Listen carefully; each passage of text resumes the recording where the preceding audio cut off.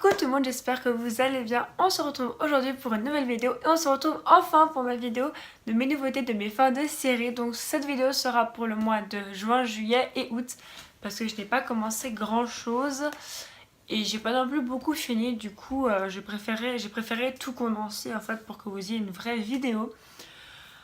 Juste avant qu'on commence la vidéo, n'hésitez pas à me suivre sur Instagram qui sera en barre d'infos, donc n'hésitez pas à aller voir. J'essaierai de poster des mini-stories de temps en temps et de vous montrer un petit peu mes acquisitions. Je suis désolée pour la luminosité, je galère en ce moment comme c'est pas permis.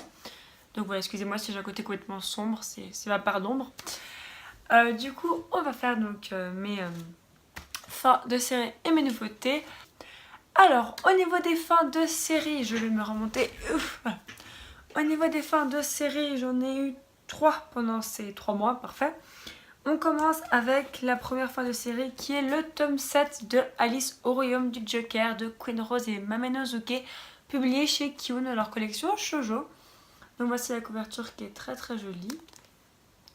Les pages couleurs qui sont très belles. Voilà. Alors, le monde d'Alice, en fait, j'ai découvert, ou je sais pas si j'avais déjà dit, qu'en fait, ça vient d'un jeu vidéo. Du coup, en fait, chaque manga, donc pour l'instant, il y en a 3 parus chez Kyun, mais je sais qu'il y en a beaucoup d'autres, plein d'autres, qu'il y en a beaucoup au Japon. Et en fait, chacun de ces mangas représente Alice avec un des prétendants que tu peux avoir dans le jeu. Donc en fait, dans Alice au royaume du Joker, et ben elle finit avec le personnage que je pense que vous voyez sur la couverture. Du coup, qu'est-ce que je peux vous dire sur cette série? Bah finalement, je l'ai bien aimée. Ce qui fait que j'ai quand même pas mal aimé ce shoujo, c'est sûrement que je lis pas beaucoup.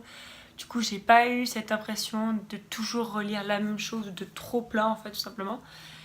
Et aussi, le fait que les personnages masculins ne sont pas que beaux en fait, ils manipulent beaucoup en fait. Et parfois j'aime bien un peu cette idée de manipulation. Pas que j'ai envie de me faire manipuler, mais l'idée que ces personnages soient capables vraiment de tout, je trouve ça sympa. La seule chose que je n'ai pas aimé dans ce shoujo, c'est évidemment la fille hein, qui a le caractère d'une huître, d'une moule. J'ai eu les réponses pour à peu près toutes mes questions, du coup voilà, ce n'est pas une fin dont je suis déçue. Ensuite, une autre fin que j'ai beaucoup aimé, un manga que j'ai beaucoup aimé dans son ensemble, il s'agit du Garçon et la Bête, donc l'œuvre originale de Mamoru Hosoda et l'adaptation manga de Renji Asai, et c'est publié chez Kazé. Voilà. Alors, je ne peux pas vous faire une comparaison avec le film parce que je n'ai toujours pas vu le film. J'ai beaucoup de retard avec les films de Mamoru Hosoda, qu'est-ce que je dis? J'en ai vu aucun en fait, pour être honnête. Mais je vais régler ça tout simplement parce que j'ai vraiment beaucoup aimé en tout cas l'adaptation manga. C'était quand même assez triste. Alors bon, je pense que dans le film ça doit plus se ressentir avec la musique. Là la fin était très triste mais elle m'a pas réussi à m'émouvoir énormément. Sûrement parce que vu que c'était une petite série très courte, j'avais pas encore eu le temps vraiment de m'attacher à tous les personnages et de tout bien comprendre. Mais je pense que si je le relis ou si je me regarde le film, je pense que là l'émotion peut vraiment être là. Un titre que je vous recommande, si vous n'avez pas découvert le film, ça peut faire une belle porte d'entrée au film. Parce qu'en fait, moi je suis quelqu'un qui a un petit frère qui adore re-regarder ses films 1000 fois. Hein, il y a des films, je les ai vus au moins 2 fois par jour, du coup je commence à les connaître. Et du coup, je suis devenue un petit peu urticaire pour moi de revoir un film, revoir un film. Ou relire quelque chose que j'ai déjà vu, c'est très difficile pour moi. À part si j'ai vraiment beaucoup aimé, je ne veux pas. Le gars a quand même réussi à me donner envie de regarder un film, malgré le fait que je n'aime pas regarder des films. On a ensuite la fin que j'ai adorée. Je ne m'attendais pas du tout à cette fin et j'ai juste adoré, un 10 sur 10 pour la fin. Il s'agit du tome 8, 9 et 10 de Civilization Blaster. Donc l'œuvre originale de Kiyoshiro Daira, la supervision de Haride Sano et le dessin de Ren Saizaki. Donc beaucoup de personnes. Hein. Juste première info, ce tome-là est complètement bonus. Il s'agit de petites histoires courtes à la fin. Enfin, de petites histoires courtes avant, après, pendant. Donc vous n'êtes pas du tout obligé d'acheter le tome 10 en réalité en fait. Hein. C'est un tome complètement bonus. C'est pas dit mais c'est bonus. Je sais qu'il y a une autre série où vous avez fait un... Daytime Shooting Star, je crois, le tome 13 est un tome complètement bonus. Et ben, comme le tome 9 de Erased. Donc voilà, c'est dans ce style-là, par exemple, pour ces mangas plus connus. Et donc, pour parler de ces deux tomes-là qui sont à la fin de la série, j'ai adoré cette fin. Tout simplement parce que c'est une fin complètement possible qui ouvre énormément de possibilités. Donc c'est pas, je dirais pas une fin ouverte. Je dirais pas une fin ouverte, mais c'est quand même une fin qui laisse présager ce qui va se passer. On apprend une chose énorme dans ces deux tomes. Surtout une chose en fait, je m'attendais pas du tout, parce que tout simplement, à un moment, on essaie de trouver qui est l'assassin de la sœur donc de Yushi machin, de Yoshino. On essaie de savoir qui a tué Aika, la sœur de Yoshino, parce que c'est de là que tout est parti. Et en fait, on va le découvrir, et je ne m'y attendais absolument pas. L'auteur, en tout cas, l'auteur a vraiment bien réussi à garder le suspense. N'est pas déçu, et moi, personnellement, je sais que parfois je vois pas du tout les trucs, mais là j'ai encore moins vu que vu. En fait, je n'avais aucune idée, et quand j'ai appris, j'étais vraiment sur le cul. Enfin voilà, une série que j'adore, et que je pensais pas aimer autant en fait. J'avais très peur en la lisant, tout simplement parce que c'est quand même une assez vieille série et tout, mais je suis super contente maintenant de la posséder de son intégralité. Et donc on a fini avec nos fins de série, et on va passer maintenant à la petite partie one shot. Donc il y aura juste un titre que je n'ai même pas lu, donc ça ira très vite. Après on passera à la grosse partie yaoi, donc ne vous enfuyez pas. Et après la partie yaoi, je vous présenterai la dernière pépite de chez Kiyun, donc je pense que vous voyez de quel titre je parle. Et après je vous présenterai le... On passe maintenant au one shot, avec en fait un one shot que j'ai un peu acheté au bol. En gros, dans mon magasin de manga donc à Genève, donc pas la Fnac, le magasin manga, donc Tanigami. En gros, il faisait en fait des petites pochettes surprises, il y avait des super offres, donc des mangas à 5 francs, voire même moins. En fait, il y avait 3 shoujo pour 8 francs, je n'ai pas pris, et 3 shonen pour 15 francs. Et moi, en fait, j'ai pris un manga inclassable. Et donc, je suis tombée sur le one-shot donc, de Cornelius. Ça a l'air très vieux. Il s'agit de Élégie en rouge de Seishi Hayashi. Donc voilà, c'est publié chez Cornelius, collection Pierre. Je ne sais absolument rien de ce titre, à part qu'il y a une bonne, je pense, préface pour l'expliquer. Et que c'est un titre qui a un petit peu de couleur. Un petit peu pas montrer ça. Voilà. Donc c'est pas totalement en noir et blanc. Il y a un petit peu de rouge, donc je pense que ça va parler un peu, ça va être un titre d'époque. J'ai regardé après sur Manga News ce qu'ils en disent. Pas une très bonne critique, bon. C'est pas très grave, ça a l'air très sympa. En tout cas, c'est un très bel objet livre, je trouve. J'aime beaucoup la couverture, le dessin est un peu spécial. Enfin bon, sachez juste que j'ai acheté un manga complètement au bol et que c'est vraiment une super idée. Je trouve ça très sympa, c'est un peu de tirage au sort un petit peu. C'est bien pour eux pour se débarrasser de leurs vieux titres. Et moi j'ai eu quand même un gros format pour 5 francs, du coup je suis quand même assez contente. On passe maintenant au yaoi. Au niveau des yaoi, j'en ai quand même pas mal à vous présenter. Tout simplement que j'ai une fin de série, 2 nouveautés et 4 one-shots. Du coup on va commencer par la fin de série. Il s'agit du tome 5 de Mad Cinderella de Kotetsuko Yamamoto, publié chez Anna dans leur publié chez Buzz Love dans leur collection Anna. Je vous montre la couverture qui est très sympa. Alors une fin, une happy end, super cute. Moi c'est vraiment un titre que j'ai beaucoup aimé. C'est pas prise de tête, il n'y a pas un scénario de dingue. Ça se passera jamais dans la vie réelle. Hein. Jamais de ta vie réelle, t'as un mec super riche qui arrive, qui dit qu'il t'aime. Jamais dans la vie réelle tes parents acceptent.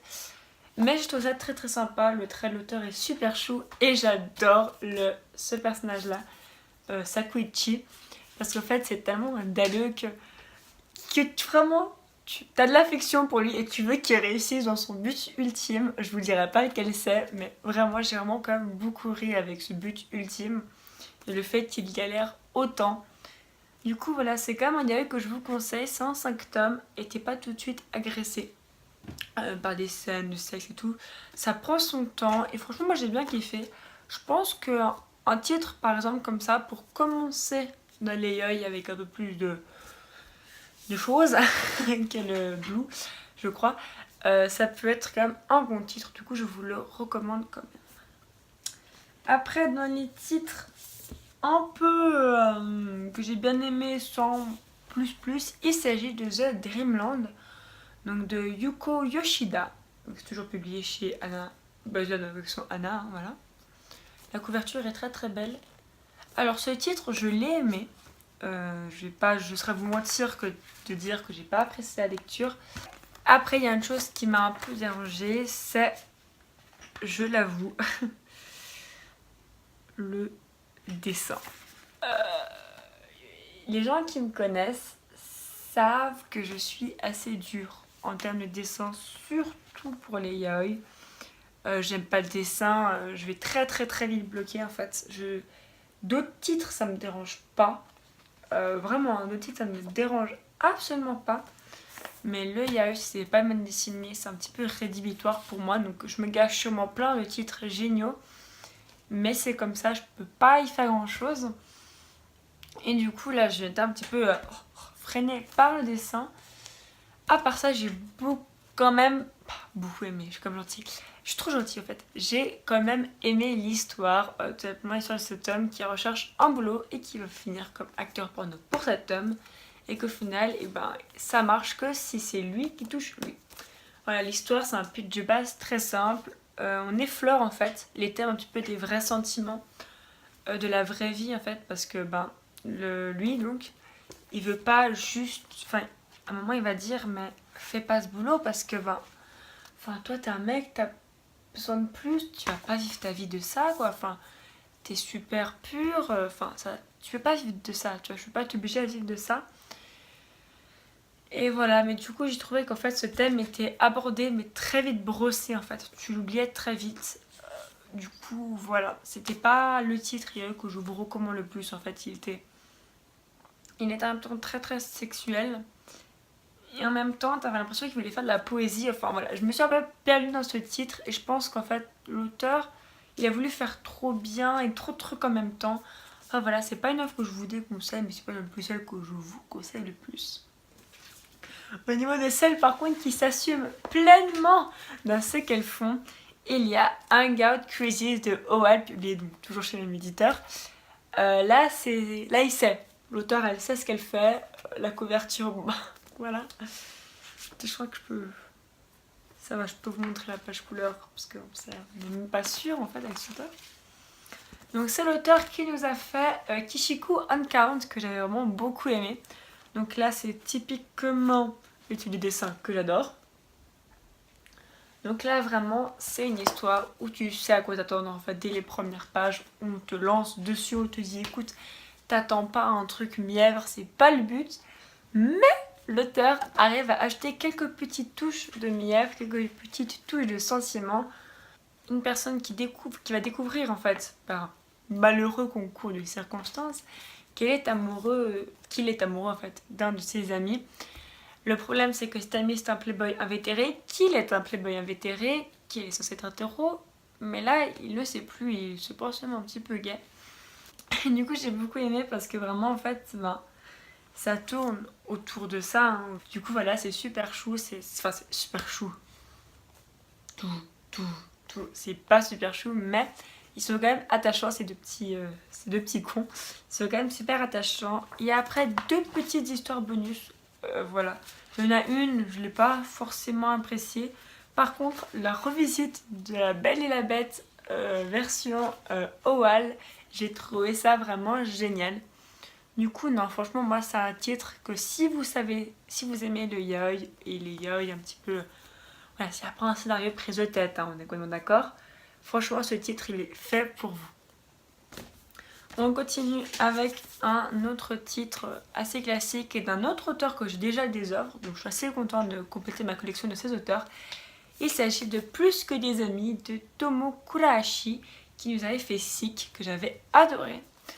Alors je partais avec un peu plus d'a priori sur plus que des amis parce qu'il faut savoir que j'ai mes petites préférences dans les yaoi, je n'ai comme lu pas mal.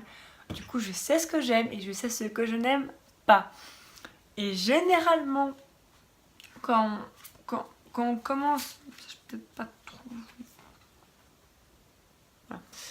Quand on commence des histoires où on se focalise un petit peu sur le point de vue du sémé, je sais que j'ai plus de mal. Voilà. Je sais que j'ai plus de mal, surtout en fait quand parfois il y a des caractères que j'arrive pas. Et du coup j'ai eu très peur en fait avec cette œuvre de pas aimer parce que j'avais peur que ce soit lui qui est super entreprenant, qui voilà, enfin qui... Et j'ai eu peur de quelque chose, du coup je suis vraiment un peu allée à reculer à ce titre, mais j'ai vraiment adoré cette œuvre. Non, franchement c'était vraiment bien.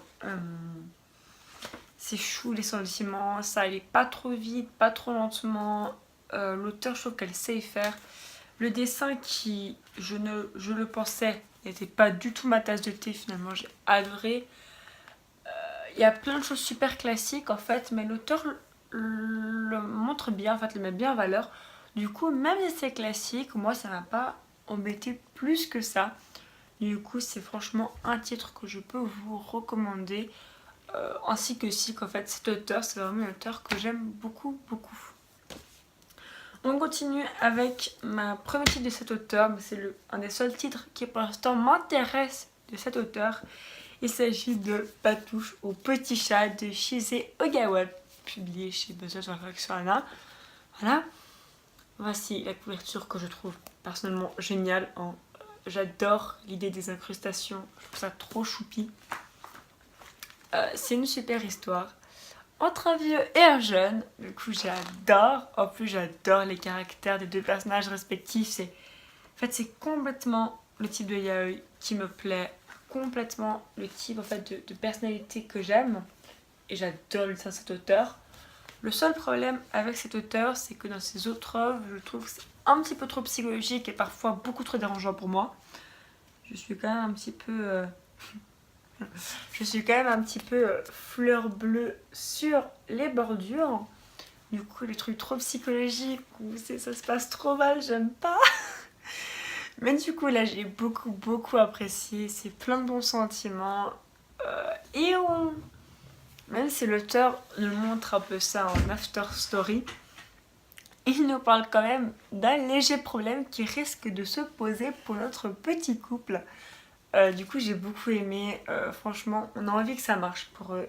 Et si on a envie que ça marche pour eux, c'est que le yaoi, il est en tout cas réussi. Non, franchement, je vous le conseille, il est vraiment bien. En plus, il est assez drôle. Il se passe plein de choses. En fait, en gros, il y a lui qui va pas arrêter de se casser la figure à cause de lui. Et du coup, lui, je connais pas les noms. Lui, il va devoir s'occuper de lui. Et petit à petit, des choses vont se passer en sachant que lui est une personne qui ne s'attache pas. Et qui le montre, hein, il ne s'attache pas à personne, ça sert à rien de lui demander.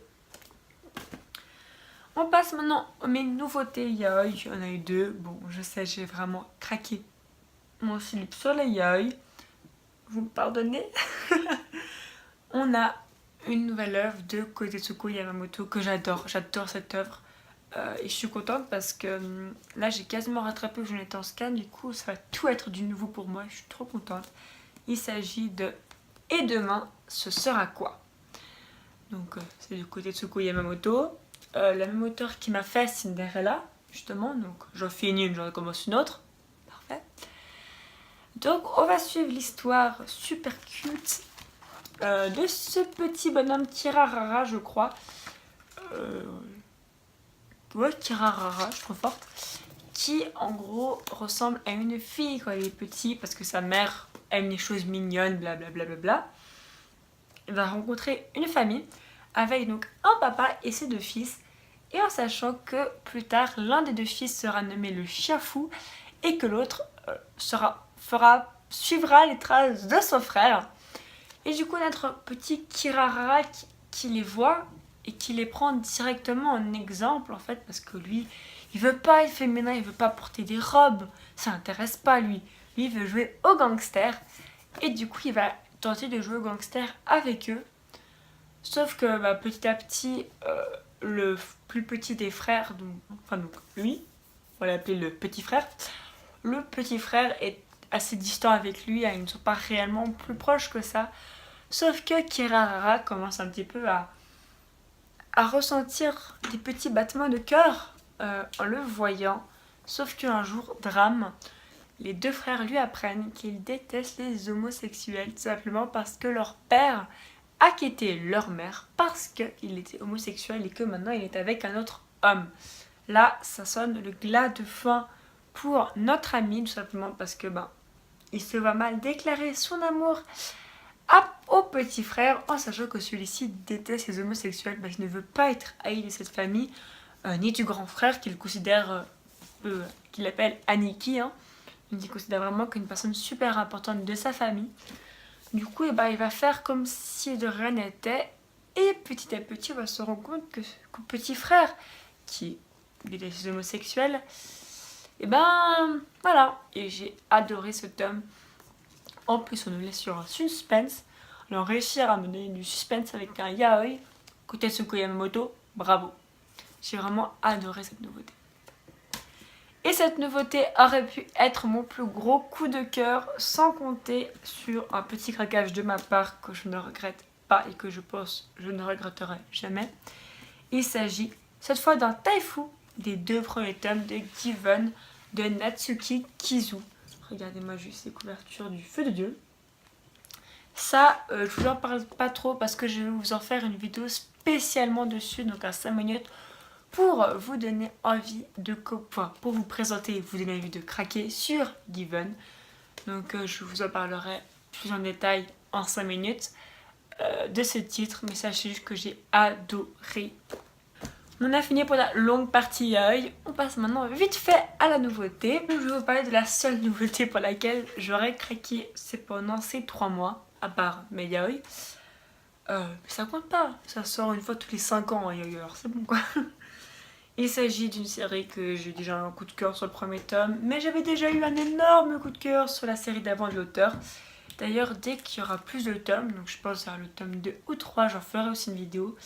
Il s'agit du magnifique, du fantastique Mémoire de Vanitas de Jun Mochizuki, publié chez Kiun. Une émotion couverture, c'est trop beau, c'est trop bien, c'est trop stylé. Vous voyez plein d'avis sur ce titre et c'est presque, en tout cas tous les avis que j'ai vus sont des avis positifs et voilà quoi. Je suis de tout cœur avec eux, c'est vraiment génial. Jun Mochizuki, elle arrive à rendre cette histoire géniale et elle arrive à me faire délirer avec une scène. Non mais attendez, est-ce que cette personne a l'air saine d'esprit? Non, elle n'a pas l'air saine d'esprit. Et ce que j'ai adoré dans cette histoire de vampire, donc on a ce petit Vanitas dans ce monde où les vampires vivent cachés, vivant heureux, vivant cachés, et où ils n'ont pas le droit d'attaquer des humains, sinon ça risque d'être très mauvais pour eux, style tu meurs. Et on a donc le problème, c'est que y a un vampire qui est en train de faire n'importe quoi, qui est en train de tuer plein de personnes. Du coup, l'opinion publique, qui pense que les vampires n'existent plus, se pose des questions. Et on apprend petit à petit avec l'arrivée de Noé, qui est un vampire, qui est en recherche des mémoires de Vanitas, qui est un grimoire qui permettrait de faire des choses horribles aux vampires. Et là, en fait, cet artefact qui nous est vraiment présenté de l'œil d'un vampire comme un artefact maudit qui est extrêmement dangereux pour eux et qu'il faut à tout prix détruire, on le retrouve dans les mains de notre cher Vanitas, alias le taré, qui lui va dire « Ah bah non, il est très très bon ce grimoire, c'est grâce à lui que je vais tous vous sauver. » Et là tu te dis « Ok, le pitch est génial, les premières pages sont géniales. » Et tout d'un coup, à la fin du premier et deuxième chapitre, bam, on te balance à la fin du manga. Et tu fais « Quoi ?» Et là tu te prends un coup, tu vois, mais un coup, t'es genre « Boum !» La tête elle vole et tu te demandes « Non, pourquoi ?» Et en fait, c'est tellement bien fait que tu t'attaches comme un personnage et qu'en fait, en lisant la suite, tu oublies un petit peu ce que tu viens de lire, hein, parce que tu viens quand même de lire une information plutôt embêtante, hein. Comment dire que c'est pas l'information que tu devais lire. Et ben je te la lis, et ben tu l'oublies parce que t'es tellement pris dans le truc. Sauf que à des moments, tu te rappelles de ça en fait et tu te demandes mais pourquoi vouloir faire ça? Pourquoi arriver à cette fin? Je ne comprends pas. Et j'ai hâte de comprendre. Franchement, c'est juste génial. J'ai adoré ce premier tome. C'est un gros coup de cœur. C'est mon amour. C'est ma vie ce truc hein, actuellement. J'avais adoré Pandora Hearts, mais là c'est quand même un peu plus simple que Pandora Hearts dans le début. C'est-à-dire qu'au début de Pandora Hearts, je suis en train de regarder mes tomes. Au début de Pandora Hearts, t'es perdu, tu cherches ta vie, tu comprends plus rien, t'es là pourquoi, qu'est-ce que j'ai fait, oh bon Dieu. Là, non. C'est pas tout clair, mais c'est pas aussi flou. Et c'est juste génial. C'est vraiment génial. Et Vanitas, en fait, c'est un personnage qui arrive à me surprendre, mais H24. C'est-à-dire que quand tu es devant un type de personnage, tu fais pas ça. Et bah lui, il va faire quoi? Il va le faire. Voilà, non, franchement, j'ai beaucoup trop parlé sur ces titres. Juste une chose, achetez-le, commencez-le, c'est génial. C'est un shonen qui va, je pense, plaire à tout le monde. Je pense vraiment qu'il peut vraiment plaire à un max de gens. En tout cas, moi, je vous le conseille à 1000%. Donc, c'est tout pour mes achats, enfin pour mes nouveautés fin de série. Je pense que la vidéo sera assez longue. J'espère quand même qu'elle vous aura plu. Donc, n'hésitez pas d'aller voir en barre d'infos pour mon Instagram et à me suivre. N'hésitez pas à vous abonner, à commenter, à liker, ça me ferait super plaisir. On est 150, je suis plutôt contente. Je vous fais des gros bisous. Je vous dis à bientôt pour une nouvelle vidéo et surtout à vous les